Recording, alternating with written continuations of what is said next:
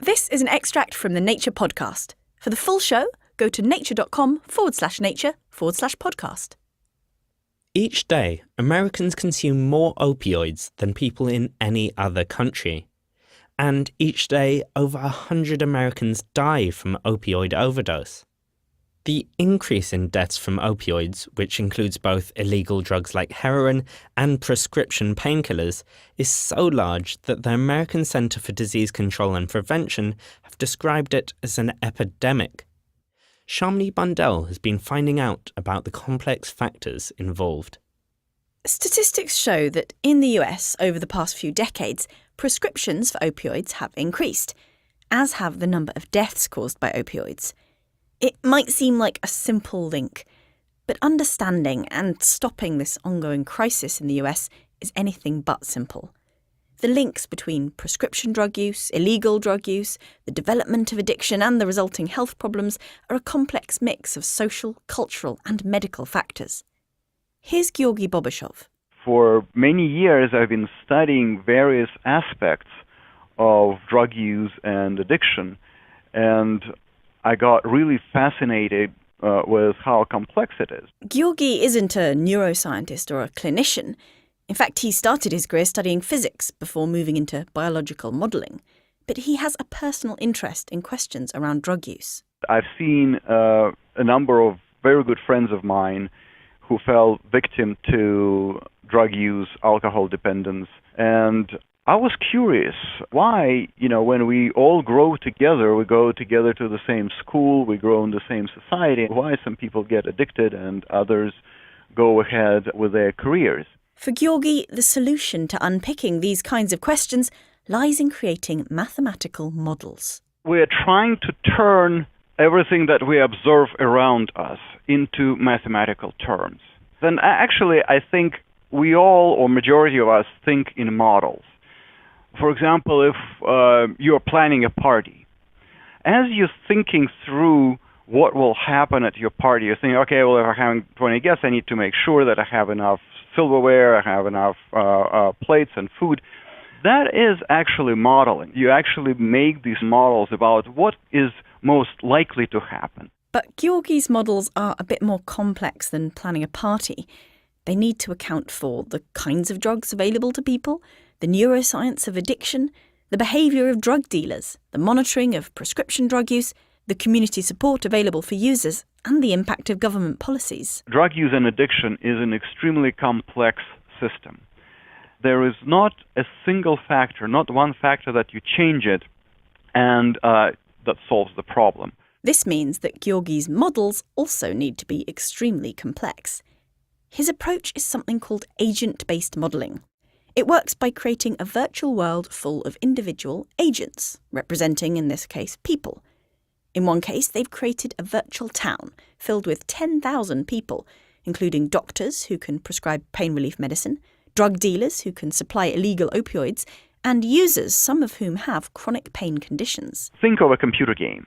Think of a virtual society where we try to model individuals and community of individuals, and different individuals will have different rules of behavior. But these rules, they're based on observations, they're based on epidemiological studies.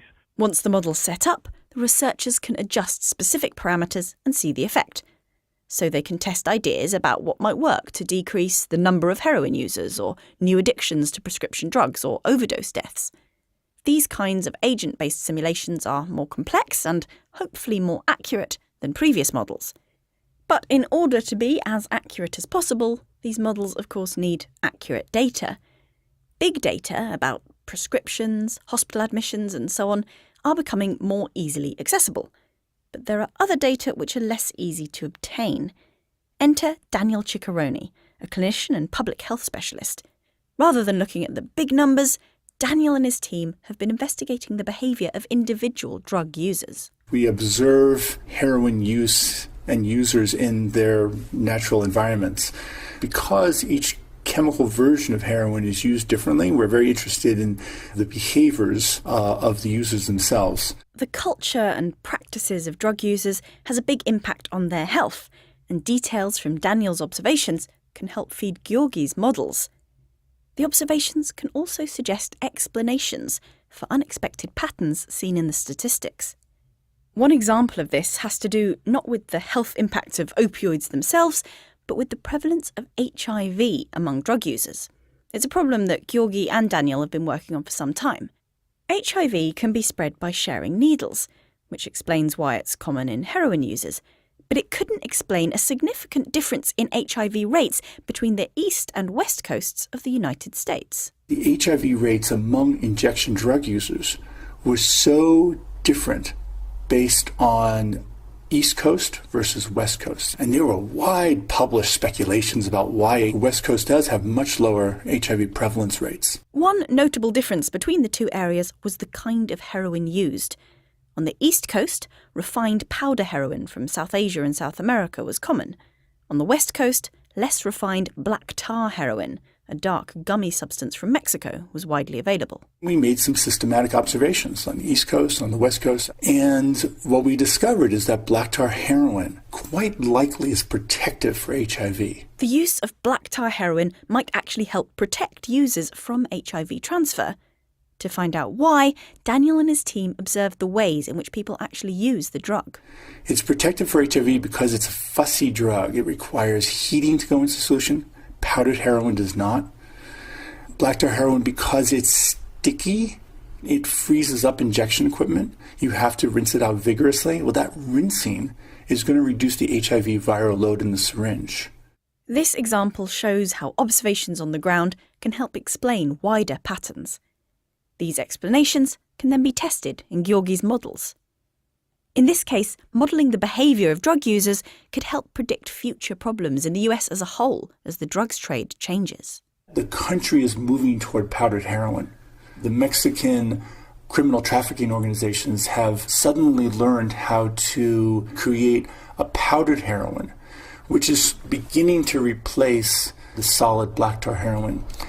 If this continues, then it places a larger percent of the heroin-using population in the United States at risk for HIV. If that happens, it could have immediate policy implications.